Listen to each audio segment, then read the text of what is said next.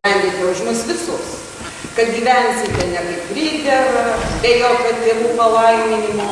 Patys save pasveikinote Mazaltovs, nuėdėte žiedus, įsipylėte po taurę vyno, sušukote Lechaim ir į patalėlį. Dovydas netardamas nė žodžio stovėjo nuošaliai, laikydamas rankoje ylą, tarsi ketindamas tuoj smeigti jas į savo ilgametę gyvenimo draugę. Taip, tvirtai pasakė jaunikis.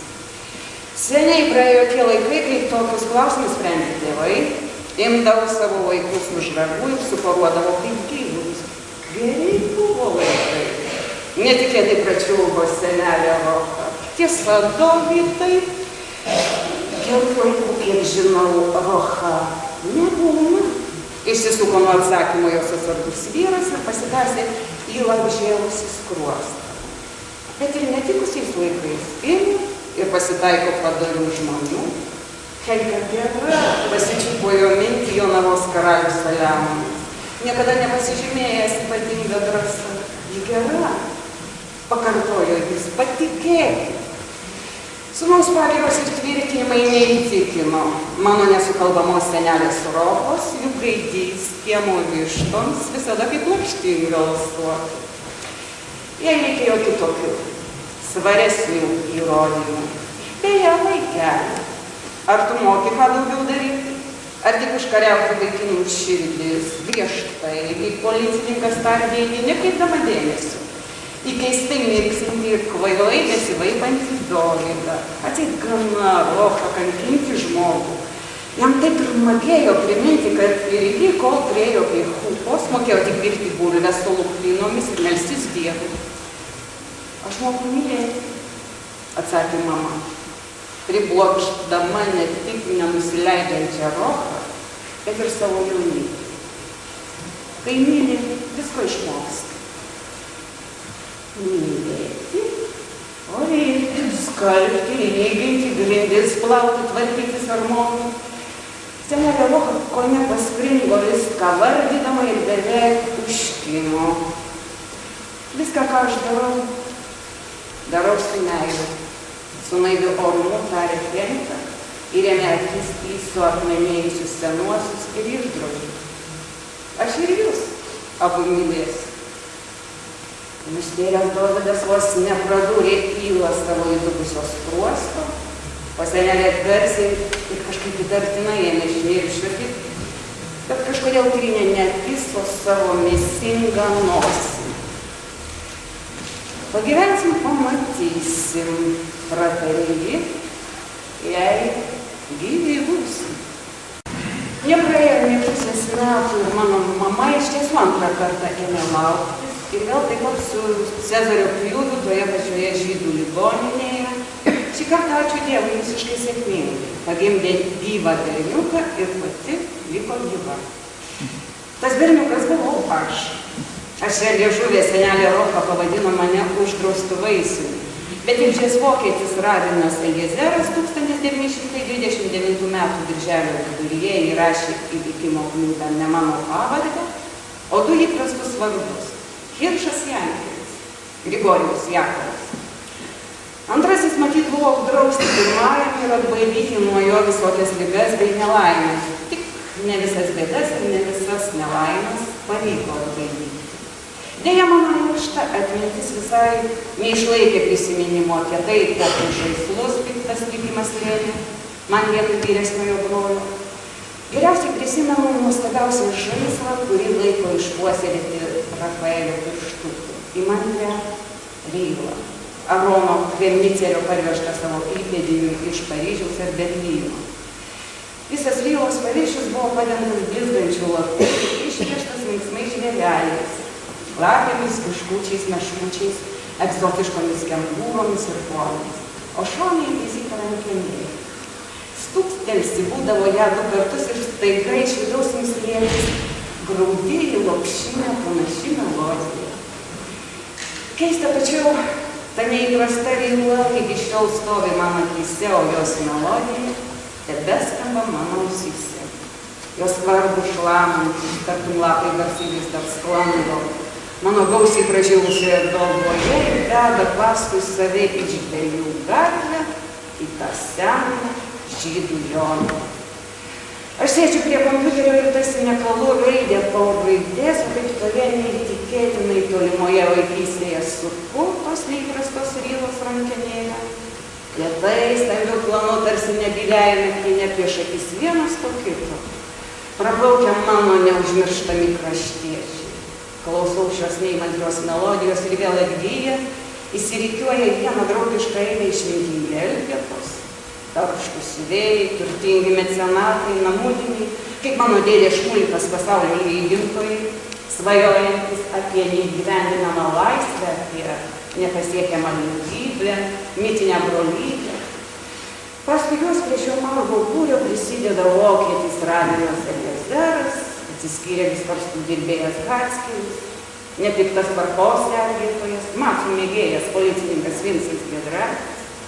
Tas pats Giedraitis, kuris nekartą patarė maištingiems mažaraščiams pasaulio lygintojams iš neturtingų žydų šeimų nesusigundyti patiems ir negundyti kitų savo gentainių tuščiomis svajonėmis apie rolų žemę pagal mūsų pavyzdį. Ir klausė jų grinai lygiai.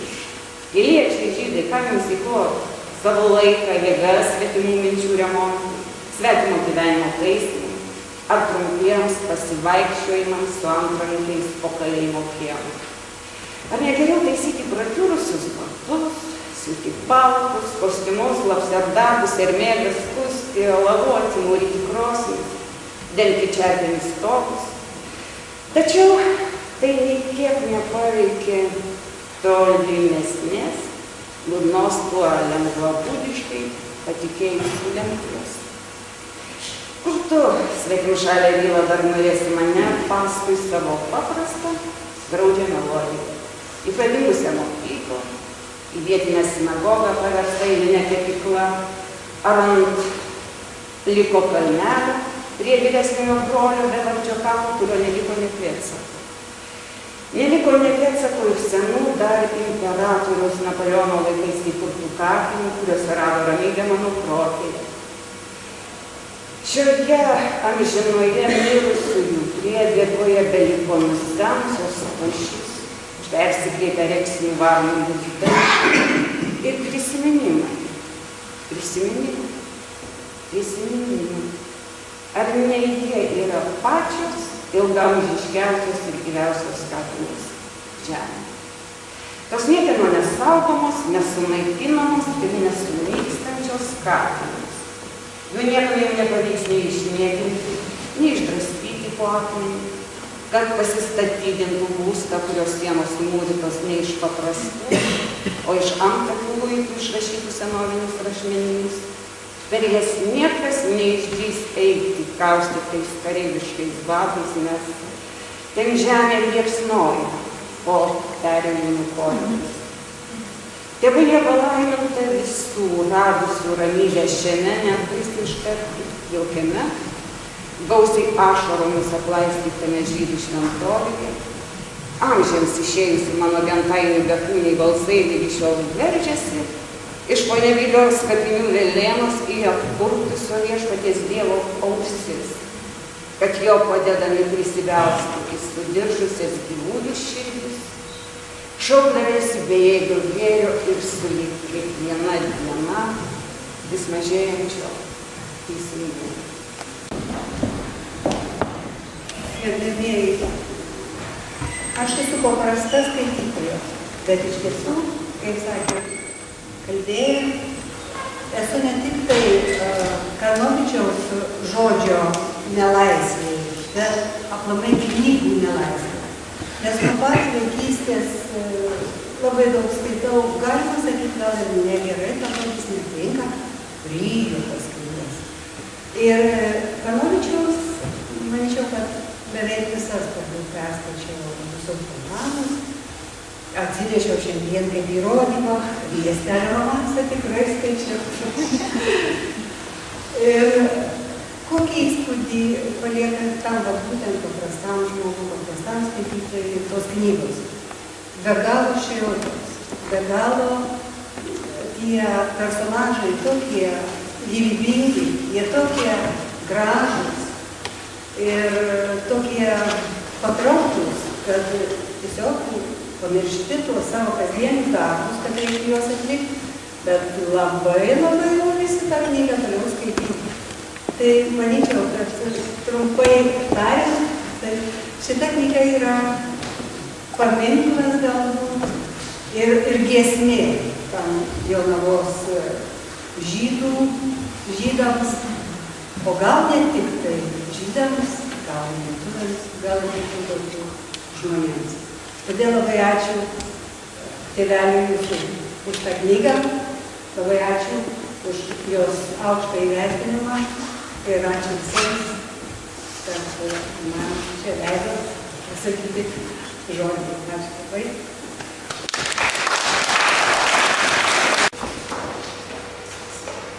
Atėjom lankyti čia paguldytojo Piterio Trakino, Veronikos vienmečio.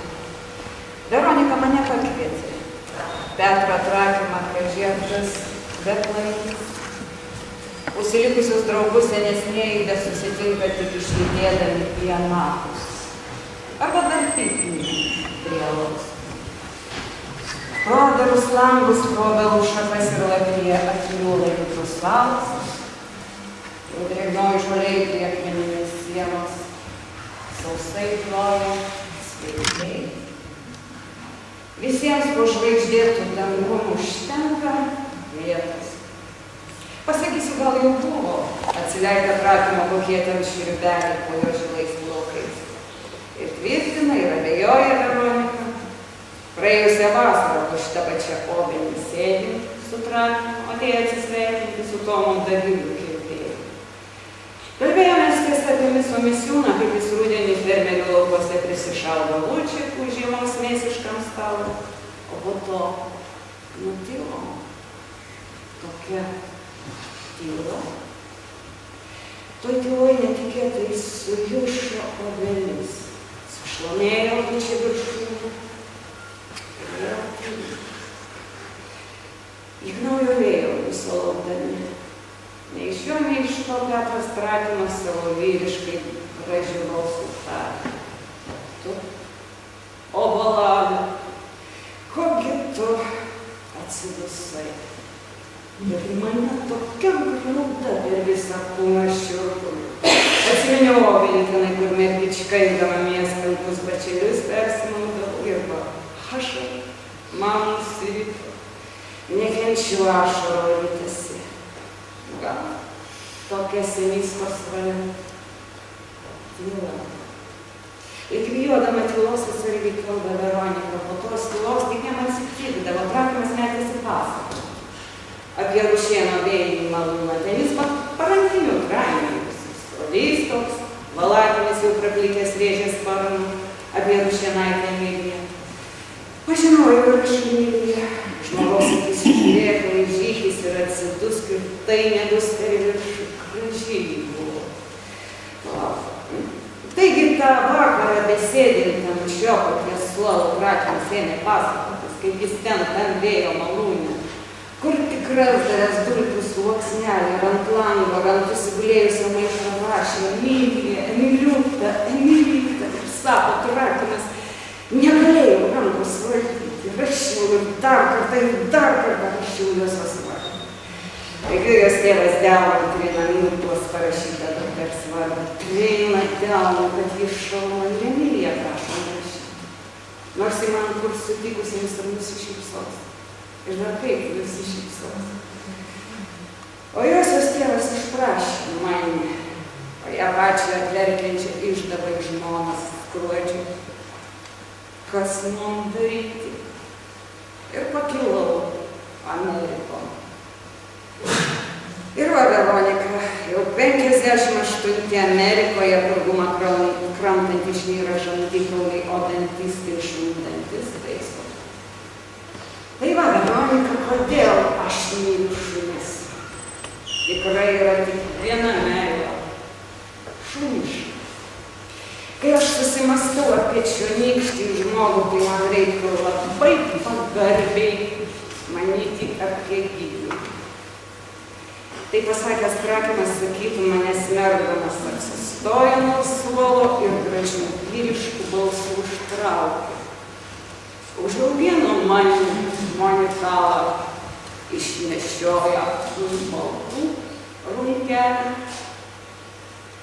ir nuėjo čiūžančių žvyrų, obelų šakas pasislėpdamas.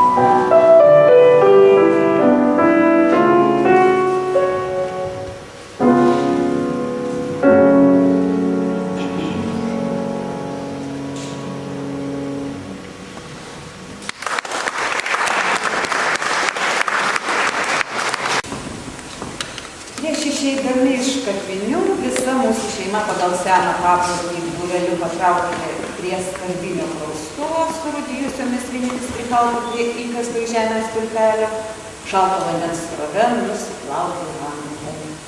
Kaip man paaiškino senelė Roka, taip turi elgtis kiekvienas pabuvęs kapinėse. Antraip nedaug dievę gali įsinešti namo nematomų mirtinų dulkių, kurių ant gyvūnų padeda mirtis. Nusiplovę nuo rankų pavojingas dulkes, mes neskubėdami patraukėme į miestelį. Nežinau kodėl.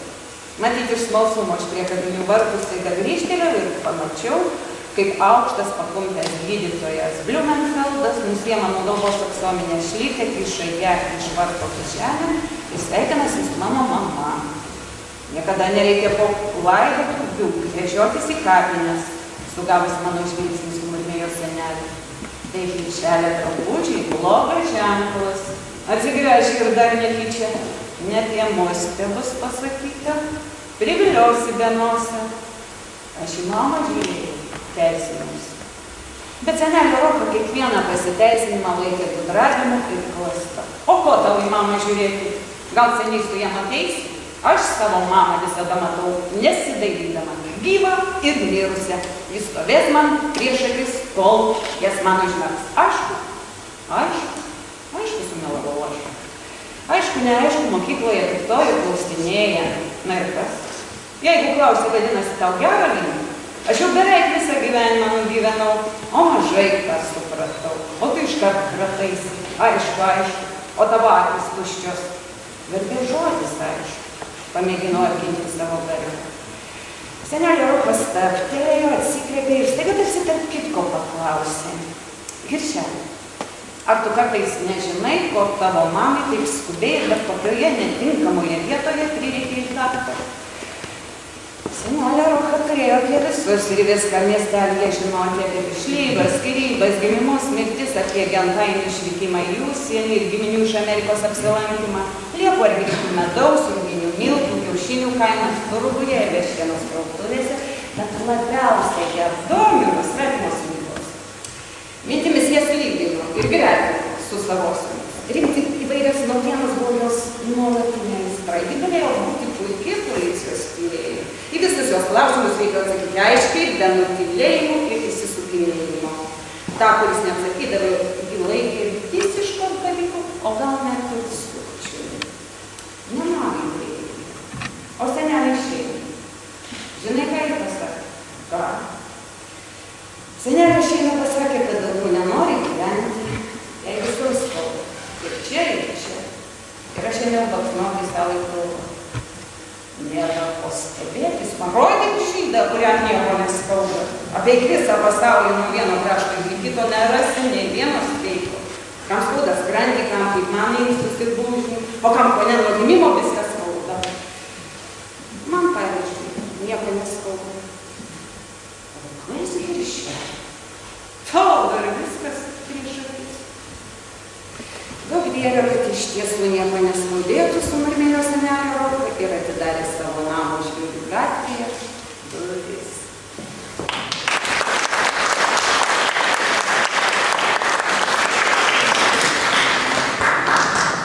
Ferenso Likso paguodos atlieka Edita Zvaigznė.